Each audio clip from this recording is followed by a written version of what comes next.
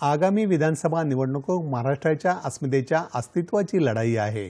हे राज्य कोणाच्या हातात सोपवायचं याचा निर्णय या निवडणुकीतून होणार आहे हे लक्षात घेऊन कार्यकर्त्यांनी कामाला लागावं असं आवाहन शिवसेना उद्धव बाळासाहेब ठाकरे पक्षाचे प्रमुख उद्धव ठाकरे यांनी केलं आहे। छत्रपती संभाजीनगर इथं आज झालेल्या पक्षाच्या शिवसंकल्प मेळाव्यात ते बोलत होते। आपण प्राणपणानं ही निवडणूक लढणार आहोत असं सांगत राज्यात सत्तापालट करण्याचं आवाहन ठाकरे यांनी जनतेला केलं। राज्य सरकारनं आपली पापं झाकण्यासाठी निवडणुका डोळ्यासमोर ठेवून योजना जाहीर केल्या आहेत असा आरोप त्यांनी केला।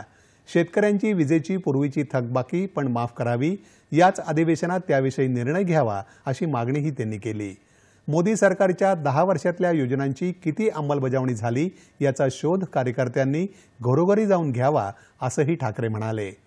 छत्रपती संभाजीनगर हे नामकरणही आपणच केलं, महायुती सरकारनं त्याचं श्रेय घेतलं असा आरोप त्यांनी केला। आरक्षणाच्या प्रश्नावर सरकारनं केवळ बैठका घेतल्या, मात्र तोडगा काढला नाही असं ठाकरे म्हणाले। सरकारनं जरांगे आणि हाके यांना समोरासमोर बसवून सर्वमान्य तोडगा काढावा, आपण त्याला पाठिंबा देऊ असं त्यांनी सांगितलं। मराठे आणि ओबीसी यांनी एकत्रित येऊन सरकारला धडा शिकवावा असंही ठाकरे म्हणाले।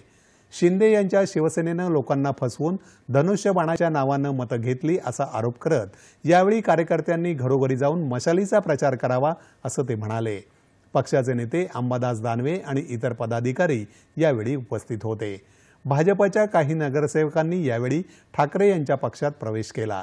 या सभेनंतर ठाकरे यांनी निपाणी गावात जाऊन शेतकऱ्यांशी संवाद साधला।